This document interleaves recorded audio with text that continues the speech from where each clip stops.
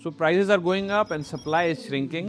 Every week I meet new buyers who are unable to find a suitable house for themselves, and that's the market right now. So whether you're planning to buy, sell or invest in South Delhi real estate, this update is for you. So do subscribe to the channel. अगर आपको ऐसी चीजें चाहिए आगे हमें follow करते रहें आप, and click a like, share with your friends, who might also want such updates. So this update will tell you what's actually happening behind the scenes, okay? And this is like from a very, very insider in the business. So stay tuned. So in the last few months, prices in almost all colonies of South Delhi have gone up. Vasant Vihar, GK, Defense Colony, everywhere. ठीक है? More than that, जो plot के prices हैं वो और ज्यादा बढ़ गए हैं. कि समझ लीजिए अगर फ्लोर्स के प्राइसेस 10% बढ़े तो प्लॉट्स के प्राइसेस 20% बढ़ गए हैं. सो ये एक एनॉमली है, ये एक वो चीज़ है जो मैच नहीं करती.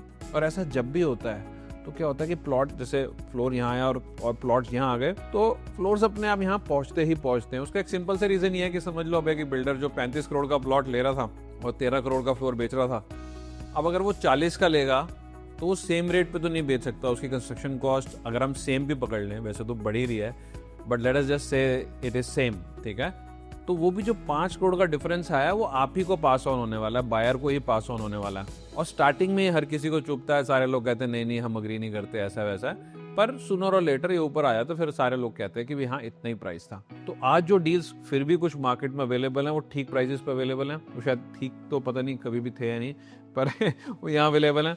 और फ्यूचर प्राइसेस हमारे शॉर्ट टू मिड टर्म में यहाँ होने वाले हैं, ठीक है? लॉन्गर टर्म में हम कुछ नहीं कह सकते. हो सकता है कि भाई गोवा जैसी मार्केट जो बहुत ज़्यादा बढ़ गई है, या जेवर जैसी मार्केट जो बहुत ज़्यादा बढ़ गई है, या even Gurgaon, Noida to some degree has risen faster than Delhi. If they correct तो हो सकता है साउथ दिल्ली फिर फ्यूचर में स्टैग्नेट हो जाए.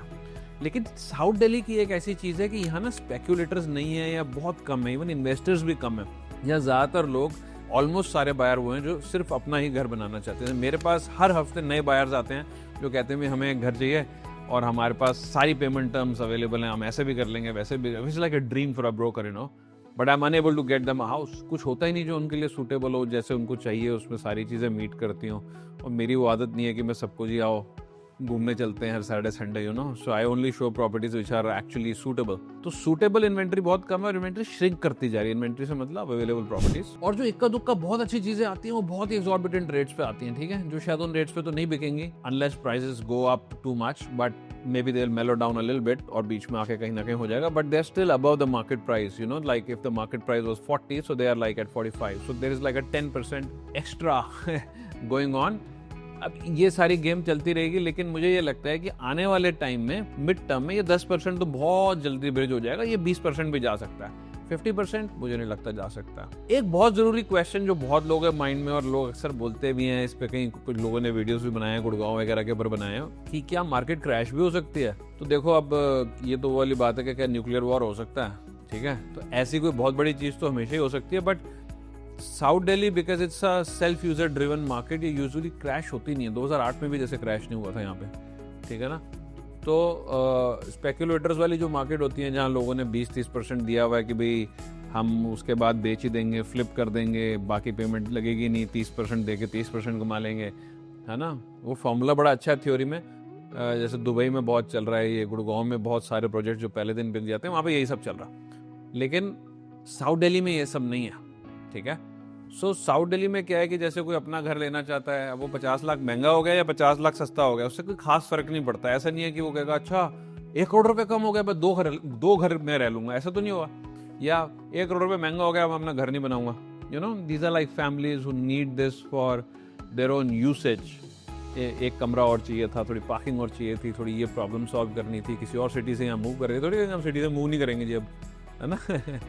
सो south Delhi that way is very resistant to crashes or prices going down. Longer term में as I said it can stagnate अगर बाकी जगह पे रेट्स डाउन आने लग गए या कुछ हो गया. अभी शॉर्ट टर्म में in the next 2, 3, 4, 5, 6 months I think we're going to see a jump again, and people who are buyers might hate me, so you can नीचे आप गाली दे सकते हो कमेंट्स में, बट जब ये ऊपर बढ़ जाएंगे तो फिर सॉरी बोल देना, and if you have any questions and if you want to debate a little bit more, I'm always very welcoming in that, but let's just keep it very, very healthy.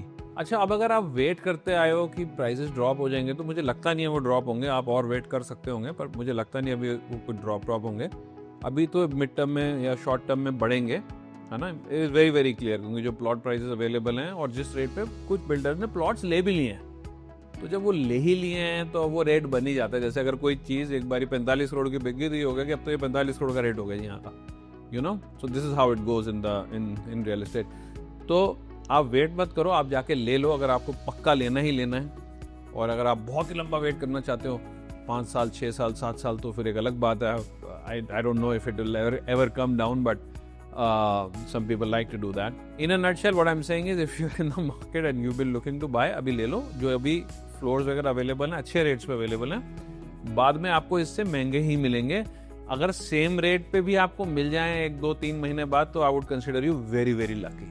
Now, if you want some expert help navigating this market, or if you're a seller or a buyer, you can get some free guides from us. आप बस एक comment डाल दीजिए, buyer guide, seller guide, collaboration guide, tenant guide, whatever you want. Just put it there. We'll send you a free guide. Or you can connect with me and I can help you with the kind of transactions that I do. And this is Ashutosh Bogra. So see you in the next update.